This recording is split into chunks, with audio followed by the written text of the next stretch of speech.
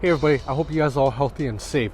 So I have here on me the Redmi Note 9S. So this is basically the international version of the Redmi Note 9 Pro that was released in China a couple of weeks ago. So this is a budget phone. It starts at $200 US on sale in Europe and throughout Southeast Asia. And for this price, you're getting a lot relatively to the flagships.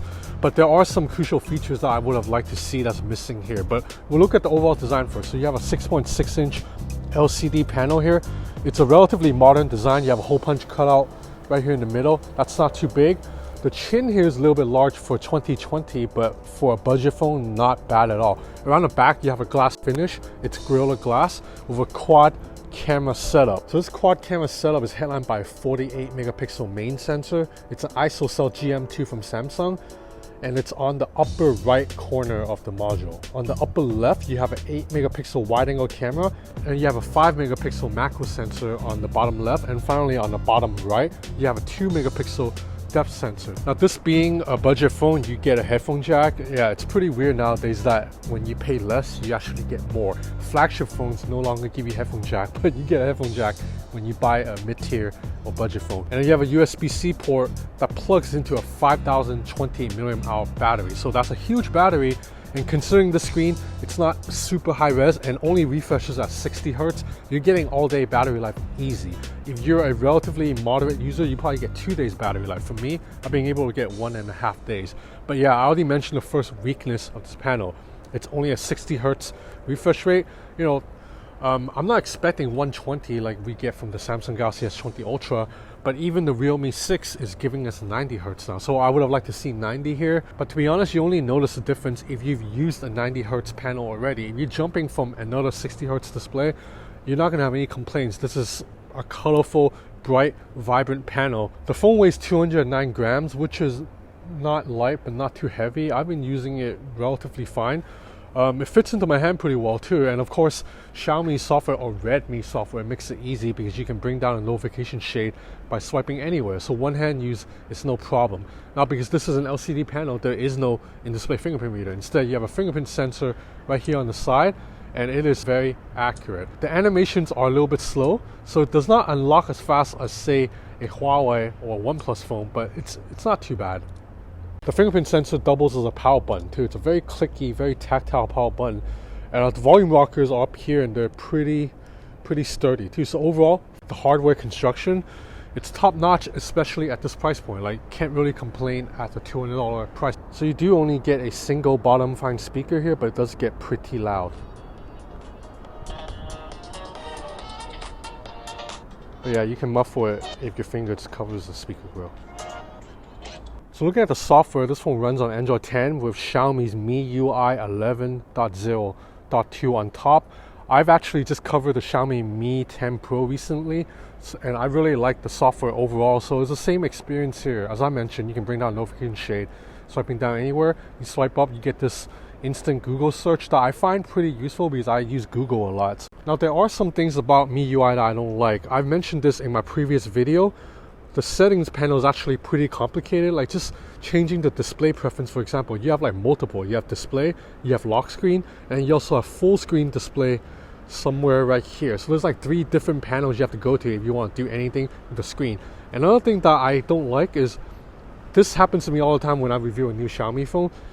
The first batch of pictures I take, I always notice, oh, there's this caption down here in the corner. And let's just be honest here. I don't like that caption. I don't think anybody likes that caption. Every reviewer don't like it. They turn it off right away, right? And the thing is, a lot of phones now turn this off by default. Like if you get a Huawei phone, the caption is not on by default. You have to turn it on to get the caption.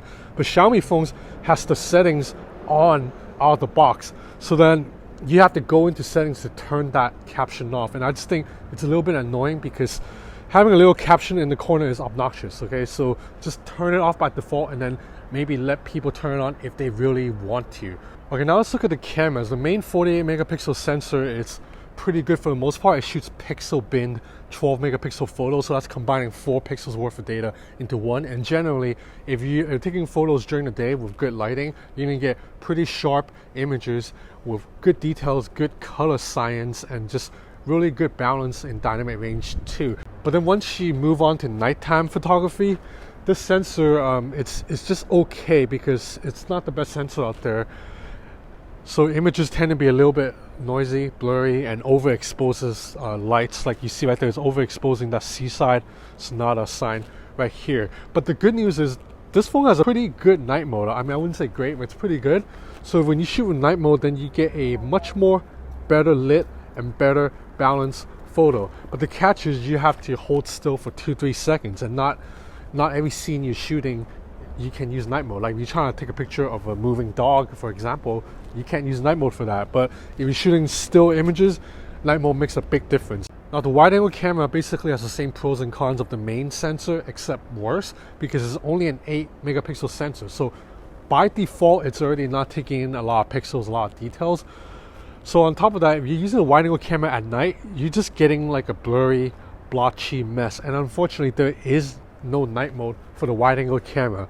So this wide angle camera at night, it's not good. But during the day, you can get some really good shots if you have good lighting. And again, I'm being nitpicky here because I'm used to using flagship smartphones and I'm a reviewer, so I have to nitpick. But if you're someone who are used to using $200 phones and you're coming to this, I don't think you can have any complaints at all, because not like other $200 phones out there can grab really great wide angle images at night. Now the depth sensor surprisingly is pretty good, as you can see from some of these bokeh images right here. I went around town trying to take pictures of people because my girlfriend's out of town right now, so I don't have someone to pose in front of me. I have to sneak in pictures of strangers. For the most part, I would say the depth of field effect is pretty solid. The macro lens is okay. I mean, the less said about it, the better. But I'm just gonna stop talking now and show you more photo samples.